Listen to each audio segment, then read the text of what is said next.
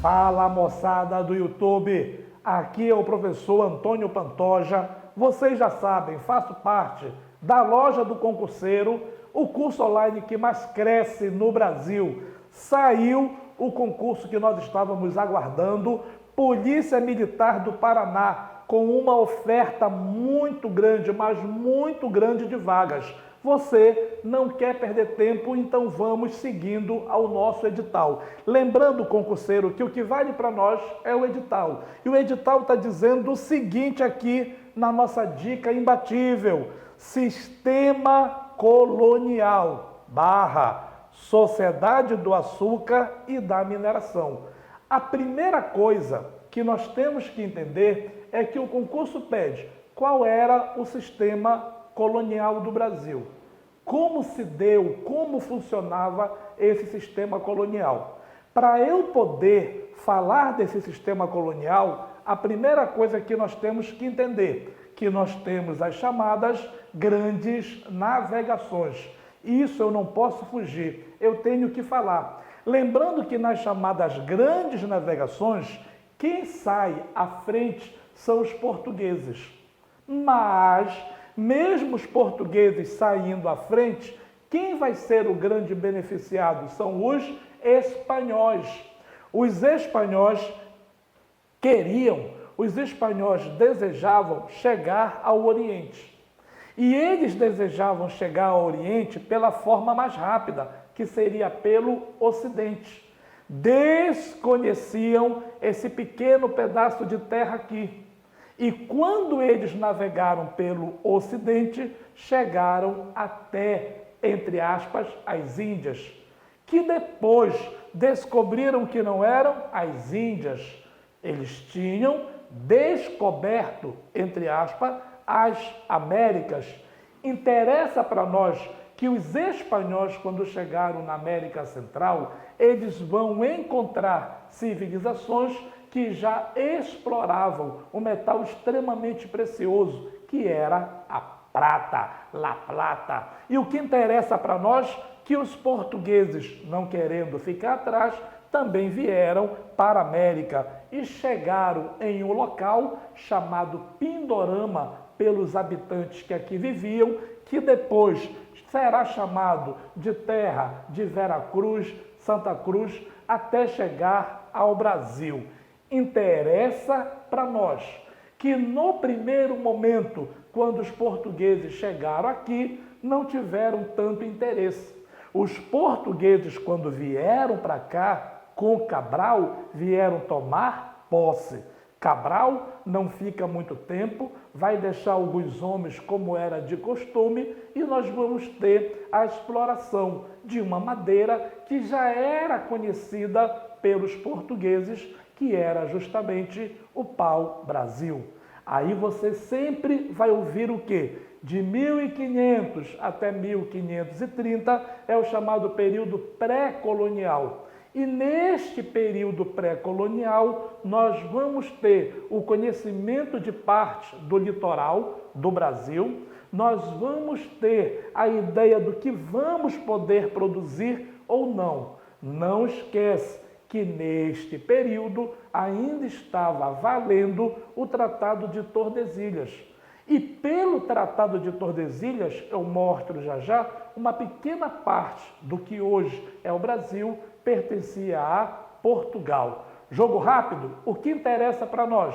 A partir de 1530, os portugueses tiveram problema com o comércio das Índias.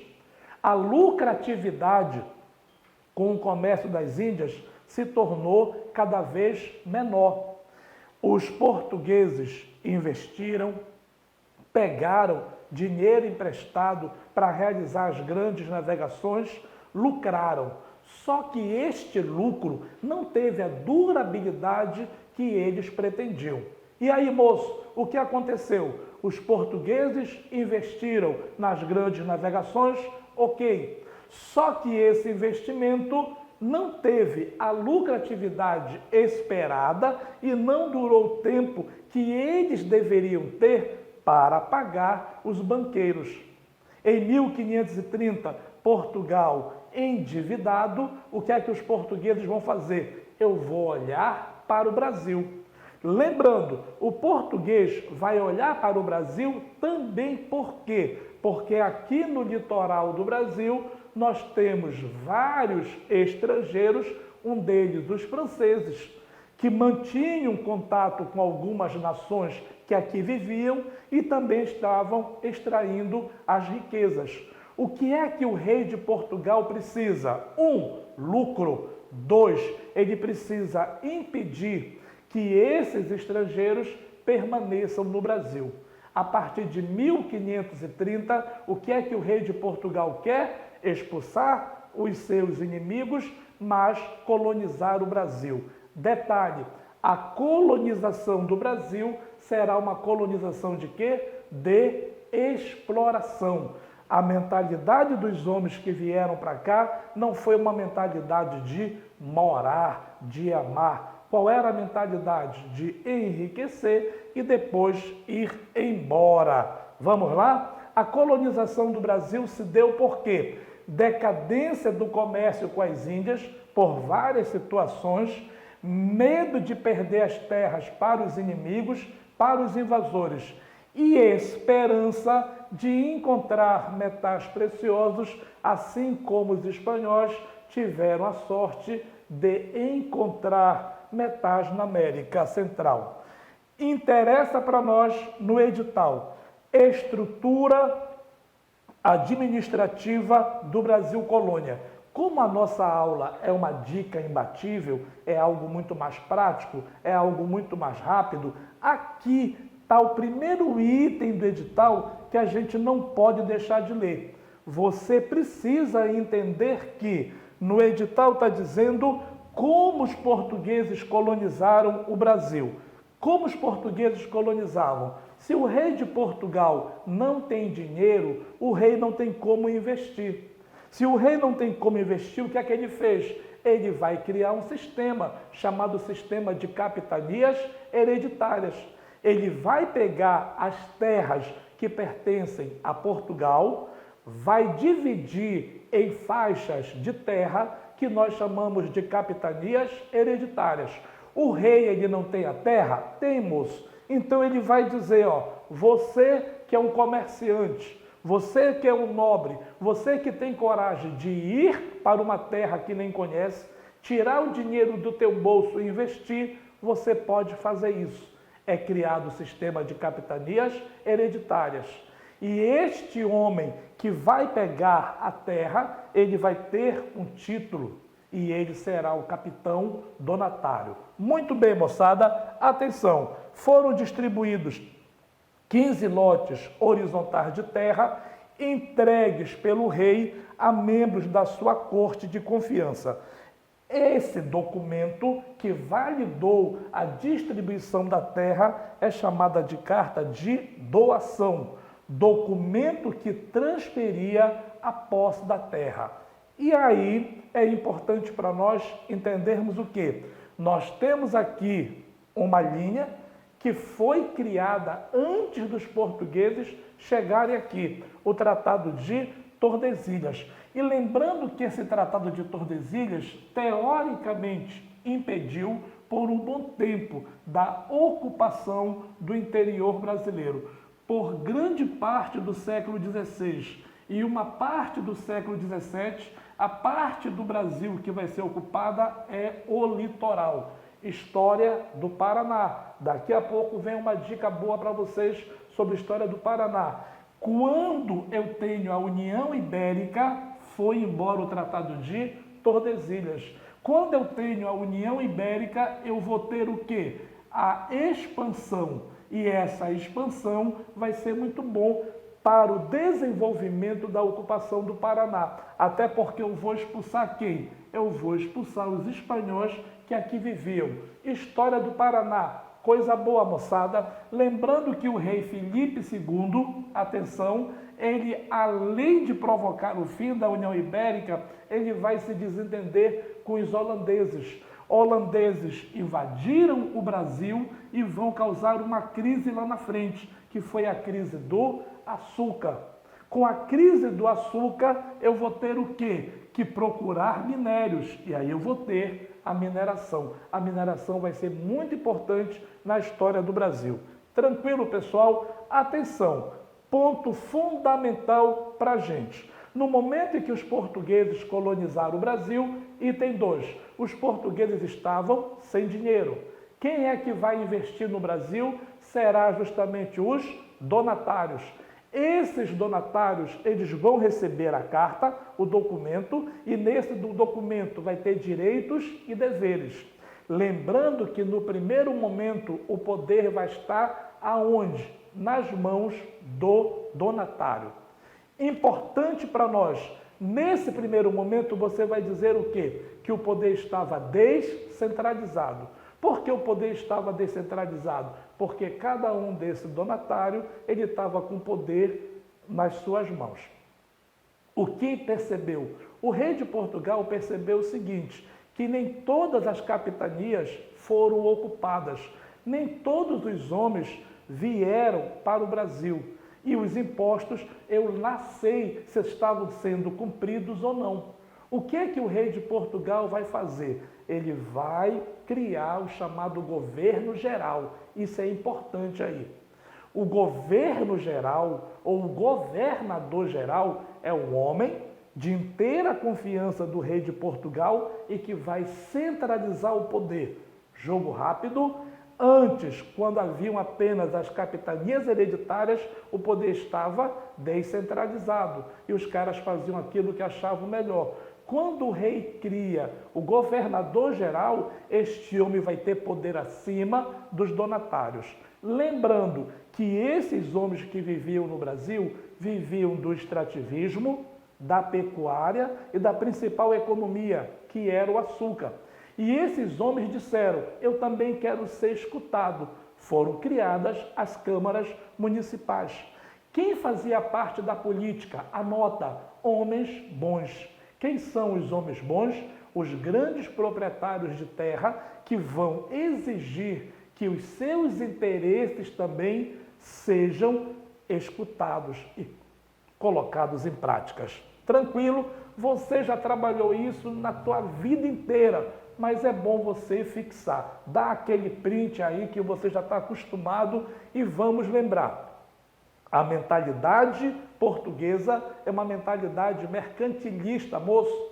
Isso quer dizer o quê? Que o Estado ele vai intervir na economia. O sistema colonial brasileiro, edital, é um sistema em que Portugal tem uma mentalidade ainda mercantilista. Isso não é bom.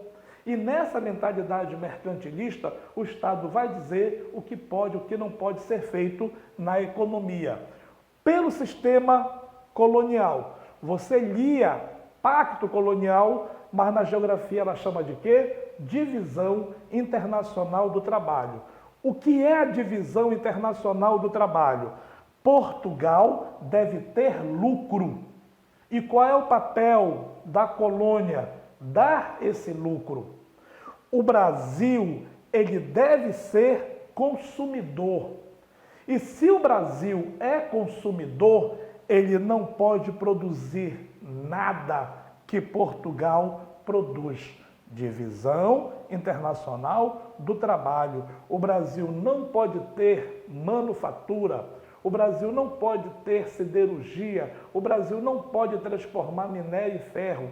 O Brasil não pode ter indústria têxtil. O Brasil não pode ter manufatura têxtil. Tudo isto tinha que vir de onde, moçada? De Portugal. Então, olha só.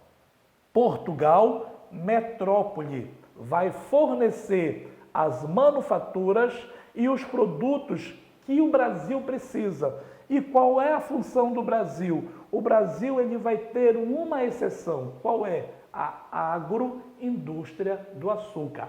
Pegada importante. Não é nem pegadinha, moço. Pegada importante para o nosso concurso. O Brasil não pode ter indústria? Não. O Brasil não teve indústria nenhuma? Teve. Qual foi? A agroindústria do açúcar.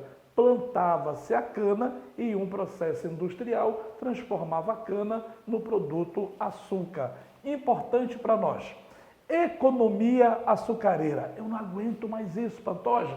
Ótimo. Então você já sabe que quando os portugueses resolveram colonizar o Brasil, os portugueses resolveram justamente implantar o chamado plantation. Plantation é o nome dado a um sistema colonial que os ingleses introduziram na América do Norte. Grande propriedade, latifúndio, monocultura, um produto para exportação e o trabalho compulsório.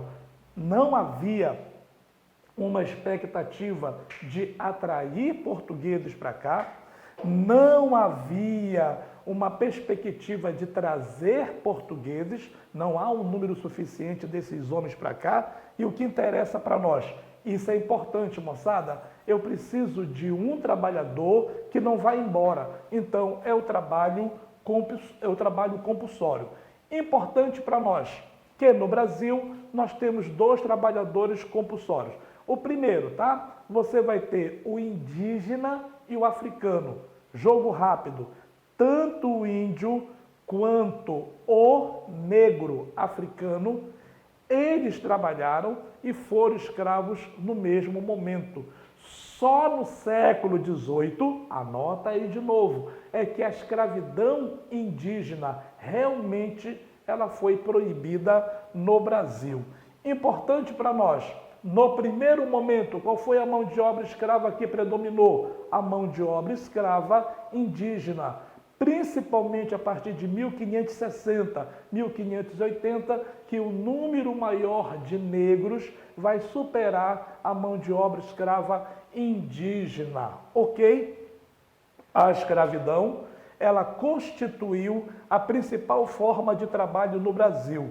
Desde o início da colonização, indígenas até o final do século XIX. Conceito para a gente não ser enrolado em nenhum concurso, né? Escravidão é o regime social de sujeição do homem. Essa sujeição, ela vai ser utilizando a sua força para fins econômicos. Ele será a tua propriedade. Escravidão é quando eu tiro a liberdade de alguém e utilizo para o meu interesse. O que é o escravismo? É a escravidão em forma de comércio. Na África havia escravidão? Havia. Os europeus, eles vão transformar a escravidão em comércio e eles vão abastecer o continente americano. Isto eu vou chamar de quê, pessoal? Escravismo. Dá um print que vale a pena aqui. É o comércio de escravo. É justamente a adaptação da escravidão para o sistema capitalista. Ok. Modelo de colonização. Plantation. Testado e aprovado pelos ingleses. Eu preciso de uma produção em larga escala. Já tinham entrado em contato com a escravidão, ou seja, a escravidão não é uma novidade.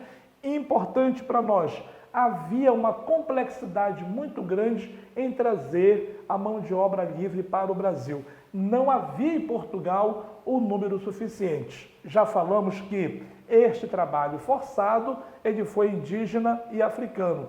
Lá para o final do século XVII, para o início do século XVIII, o trabalho africano vai superar, de fato, o trabalho indígena, ok? No teu concurso, a nossa sociedade, a sociedade colonial, aí você tem que ter cuidado, é uma sociedade extremamente complexa, porque quando eu digo sociedade colonial, atenção moço, sociedade colonial é século XVI até o século XIX.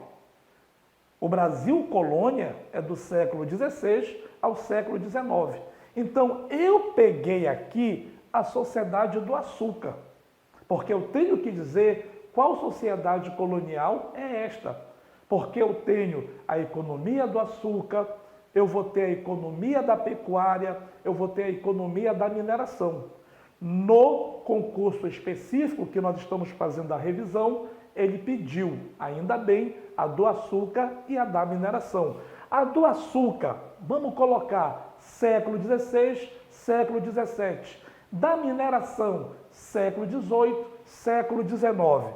Vamos lá. A sociedade do açúcar. Nós temos quem está no topo, que são os grandes proprietários de terra e que tiveram dinheiro para trazer o maquinário para produzir açúcar. Existem vários textos que dizem o senhor de engenho, ele não é apenas um nome, é um título. Por quê? Porque em volta do engenho você vai ter a igreja, em volta dessa igreja você vai ter pessoas morando, que vai ter a vila.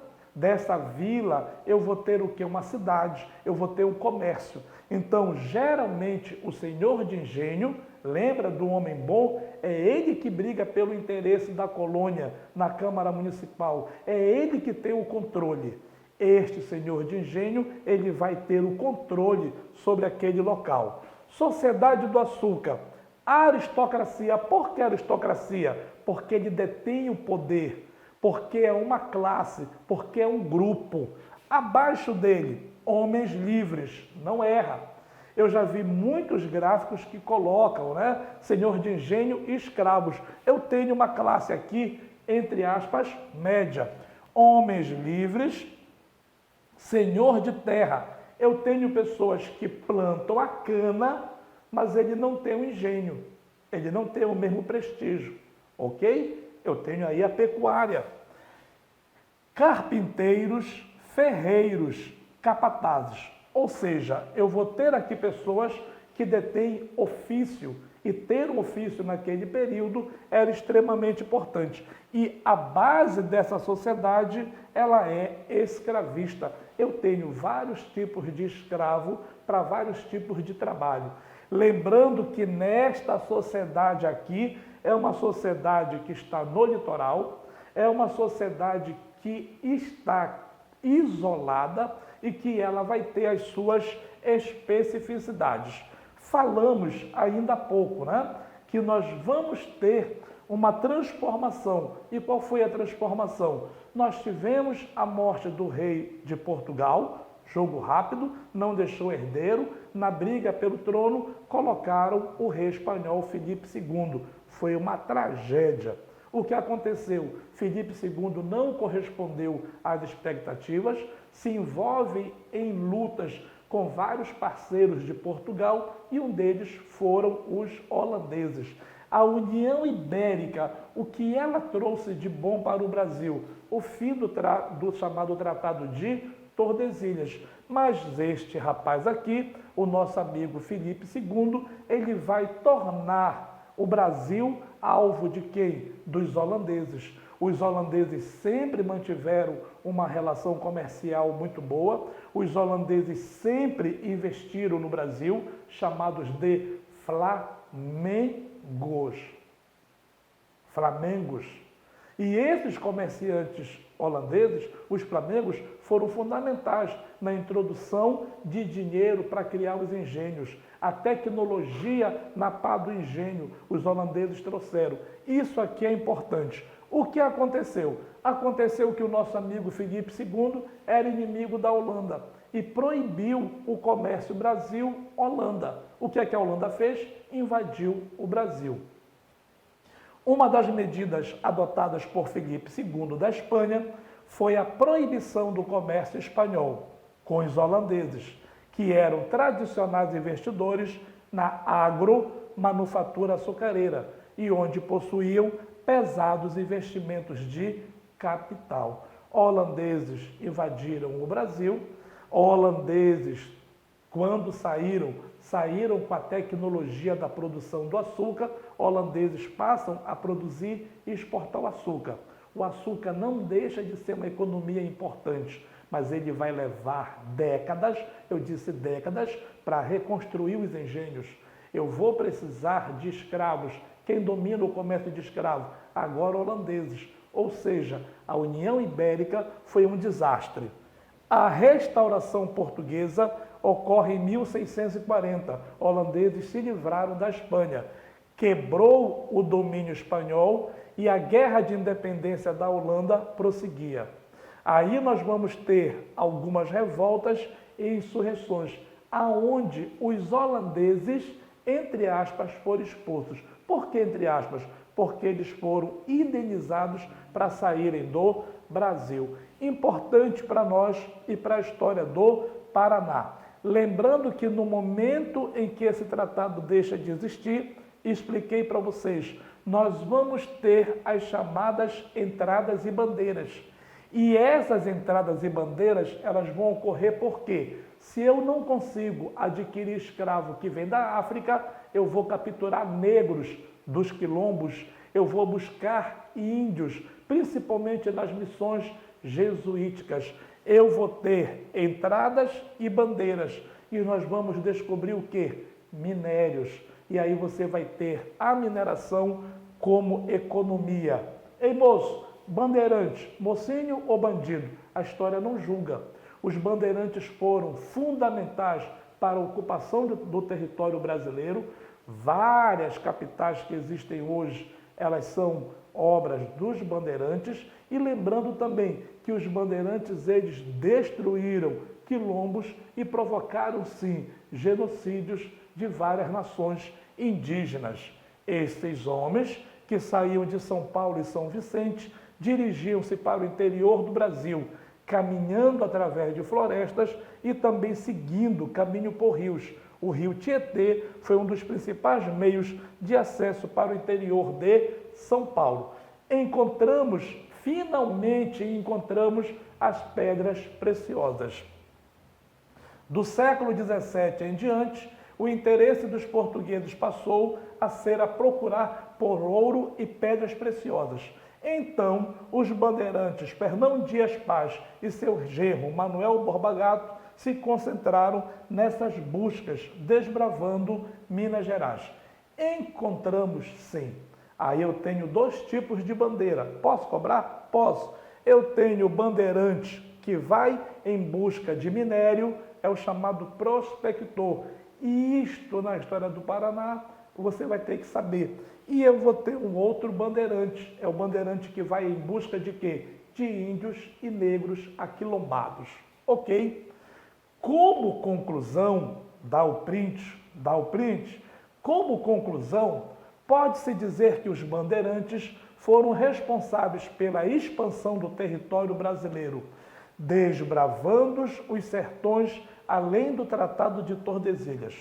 Por outro lado, agiram de forma violenta na caça de indígenas e de escravos foragidos, contribuindo para a manutenção do sistema escravocrata que vigorava no Brasil colonial.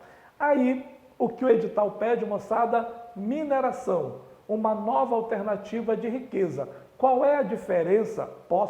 Eu posso comparar a tua prova? Claro. Qual é a diferença da mineração para o mundo do açúcar? Açucareira litoral, mineração interior. Só isso? Não. É que no momento em que eu tenho a mineração, eu vou ter o deslocamento e eu vou ter a ocupação de uma população que vivia no litoral para o interior. Eu vou ter a integração de outras regiões. Aí eu trabalho com mais calma em outro momento. Processo de urbanização. Minas Gerais vai se transformar uma das cidades mais povoadas da América Latina. Estabelecimento de vínculos entre as áreas da Bahia, Fluminense, Pernambuco e Paulista. Por quê? Nas áreas mineradoras tem uma especificidade. Era proibido a produção de qualquer artigo de plantio. Por quê? Porque eu preciso retirar o ouro e diamante. A União Ibérica foi uma desgraça, foi uma tragédia para Portugal. Como se não fosse bom, os reis de Portugal não sabiam administrar, sustentavam uma nobreza muito cara. Pior de tudo, pode ficar pior? Pode. Portugal sofre um grande terremoto e tudo isso fez com que Portugal precisasse urgentemente de uma nova economia. Aumento do preço da mão de obra escrava, lembra que os holandeses estavam controlando o comércio, aumento das possibilidades de alforria. Existe um mito que o negro na mineração vivia melhor que o negro lá da economia do açúcar. Esquece. Eu digo que existe uma possibilidade maior do negro da mineração ser um homem livre. Você vai ter nas áreas mineradoras mais negro forro, negro livre, do que no mundo do açúcar. Lembrando que no mundo do açúcar, o negro ele não tinha a possibilidade de ter capital, de conseguir dinheiro. Nas áreas da mineração, alguns negros sim poderiam procurar riquezas por conta própria. Tudo bem, desenvolvimento de camada média com um conhecimento. Lembrando que a economia do açúcar é século XVI, século XVII. Muitos dos senhores de engenho totalmente analfabetos. Muitos dos homens, eles não tinham o primor de ter o conhecimento. A mineração é século XVIII, trabalhe com calma. Na mineração do século XVIII, eu tenho um movimento chamado iluminismo, que deveria estar no edital. Porque o movimento iluminista, ele vai ser fundamental para quê? Para a independência do Brasil, para a independência dos Estados Unidos, e o movimento iluminista ele vai estar dentro da sociedade mineradora. Dentro da sociedade mineradora, além dos casarões, eu vou ter bibliotecas, e esses homens possuíam um conhecimento muito mais aprofundado. Edital Pantoja, sociedade mineradora. Grandes mineradores, autoridade real. Lembrando que as áreas de mineração eles tentavam ter um controle para o contrabando, não conseguiram. As medidas de fiscalização eram rígidas, seríssimas. Então eu vou ter grandes mineradores e autoridade real. Lembrando, importante, economia do açúcar, você vai ter Salvador como centro administrativo. Na mineração, você vai ter a transferência de Salvador para o Rio de Janeiro. É pelos portos do Rio de Janeiro que saía praticamente a maioria do ouro e que entravam os produtos para ir para as Minas Gerais.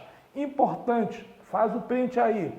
Tropeiros, oficiais, burocratas, soldados, membros da igreja, comerciantes, profissionais liberais, pequenos mineradores.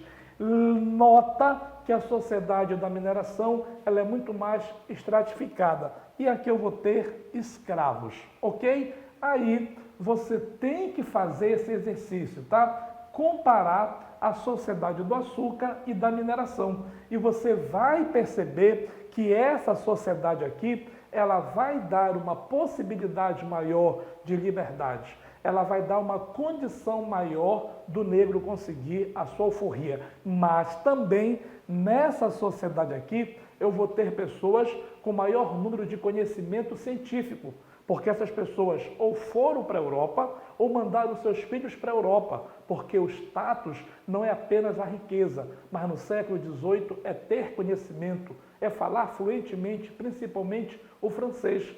E esses homens, quando voltavam para o Brasil, eles começam a contestar o quê? A contestar a ordem colonial. Não vai embora. Ei, moço, não desliga. Ei, moço, não dá o pause. Vem aqui comigo. Gostou da aula? Nós vamos trabalhar esses conteúdos de uma forma mais tranquila. Às vezes o aluno fala assim: ei, Pantoja, lá no YouTube tu é explosivo, tu é dinâmico, e nas aulas tu é mais calmo, direto. Você precisa de uma aula que não é show, mas uma aula prática e que passe o conteúdo para marcar a letra D, para marcar o conteúdo como a banca trabalha. É isso que nós fazemos. Quando nós trabalhamos as nossas videoaulas, nós fazemos o que para você? Nós fazemos uma videoaula que você entenda o que eu estou falando. Beleza? Olha para nós aqui, vou começar logo pelo valor, R$ 250 que eu posso parcelar nos meus cartões de crédito. Curso online PM do Paraná completo, moço, soldado, PM e bombeiro.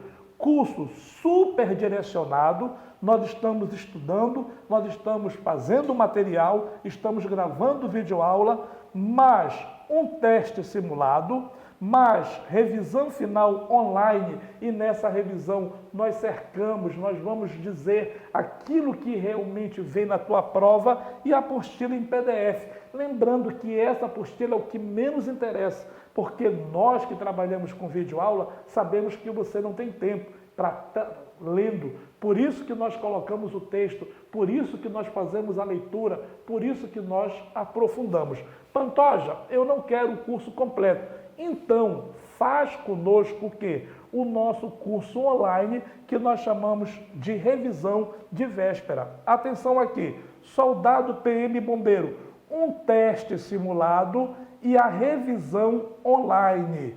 Cerca de mais de 10 horas de videoaula na semana da prova. Na semana da prova que você está ansioso, que você precisa de um reforço, de um detalhinho ali para adquirir confiança, esse curso custa apenas quanto, pessoal? R$ 39,00. Valeu, fica conosco, dá aquele like, até mais, moçada!